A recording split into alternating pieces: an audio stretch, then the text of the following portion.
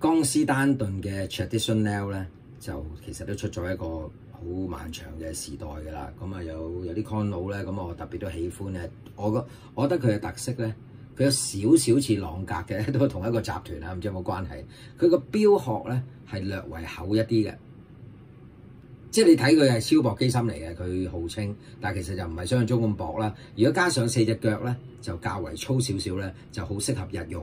咁啊望落去咧，亦都唔會話太過即係纖幼啊。有啲手錶纖幼得滯咧，就可能你覺得咧就只係可能適合用喺一啲宴會嘅場合。咁咧佢就即係喺嗰個樣式入邊咧，望落去咧就唔係太過 jazzy 嘅。佢都係幾好嘅日用錶嚟嘅，再加上啦，而家品牌年輕化啦，咁啊配咗個綠色面啦，放射綠色面啦，放射綠色面整得叫靚㗎，再加埋條綠色帶咧，38mm 嘅 size，咁咧就望落去咧就都好有時代感嘅，即係唔會覺得佢老土嘅，加埋個紅金嘅錶殼，咁啊上邊嗰個路軌圈啦，有啲傳統嘅樣式啦，再加個紅金嘅 index。小秒針咁啊，其實係一隻唔錯嘅日用錶啦，我覺得。不過咧睇完啲價格咧，就真係幾令人卻步啊！而家呢啲咁嘅手錶咧，即係咧都要成20萬嘅定價，咁就我覺得係好誇張，直情係頂唔順，好誇張。咁啊，你唔會好容易咧喺街咧見到有人咧戴一隻 Traditionnelle 嘅呢啲小三針手錶，唔多㗎。啊，當然你喺唔同嘅場合咧，你會見到無盡嘅運動嘅勞力士啦。而家即係所有個市場嗰個導向咧，都其實都可能喺幾個品牌入邊，或者嗰幾個品牌入邊 hot 嗰啲型號入邊。咁啊，而家喺香港玩錶咧就唔同啦。所以有時咧我都即係盡量咧都係睇外國嗰啲網站咧，仲有啲即係特色嘢睇下啦，又或者講解下啲手錶啦咁樣。咁啊，呢一隻咧，我仲有個喜歡咧，就係佢嗰個邊緣咧，就唔係太幼。咁啊，望落去咧隻手錶咧，望落去就即係如果啲日用戴咧，你都覺得 OK 嘅，即係唔會覺得佢太過幼小咁樣啦。咁啊，配置咗一個咧，個品牌入邊一個咧做工幾靚嘅，佢叫做咧睇下先，搞翻個焦距先，因為咧想同大家分享下呢一個。佢有日內瓦印記嘅機芯，咁啊日內瓦印記咧就喺呢一度啦。機芯編號咧4400，咁呢個手上鏈嘅機芯咧睇嗰啲打磨啊，又或者佢嗰個倒角嗰啲部分咧，咁啊其實咧係真係好優質嘅。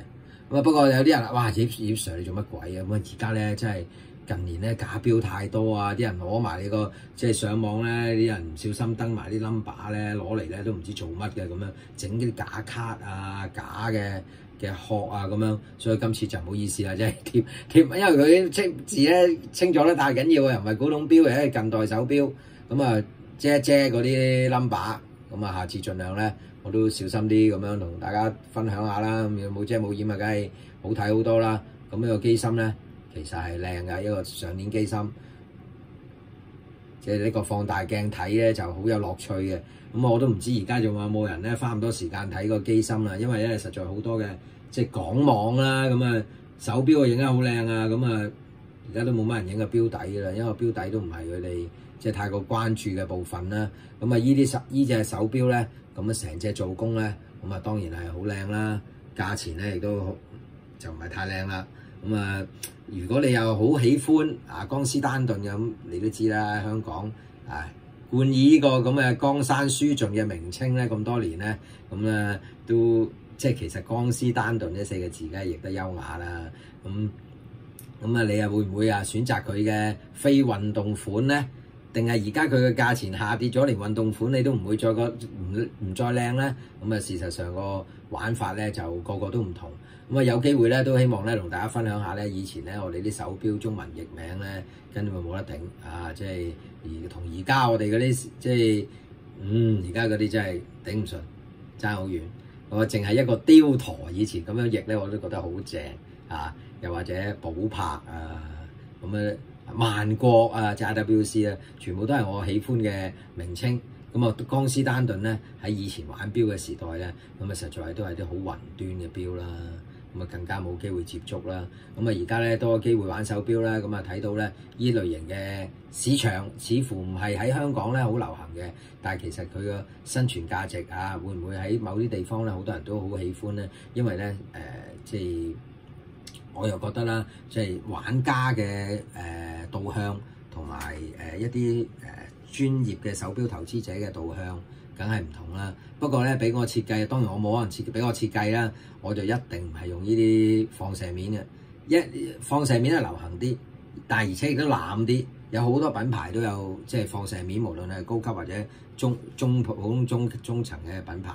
但係你話如果呢個有一個實色面咧，我相信咧就應該咧就會更加多人中意。不過咧呢啲大集團就梗係要即係 profit 係一個最重要嘅部分啦。佢如果整一塊靚啲嘅實色嘅Elamo面，我唔相信係即係個成本會貴得好多啊。但係佢嘅價錢咧，可能係要1倍以上嘅，咁更加咧就令玩家咧就會卻步少少，究竟買唔買呢類型嘅手錶啦？不過咧見呢隻錶幾特別啦，綠色咧就冇乜人講過啦，同大家咧分享下。我自己咧就有一隻 VC 啦，呢一隻咧就我就覺得咧佢有少少 undergrade 嘅。不過咁嘅價錢咧，係人都即係大部分人都未必會作為一個佢自己嘅選擇啦。好多謝大家。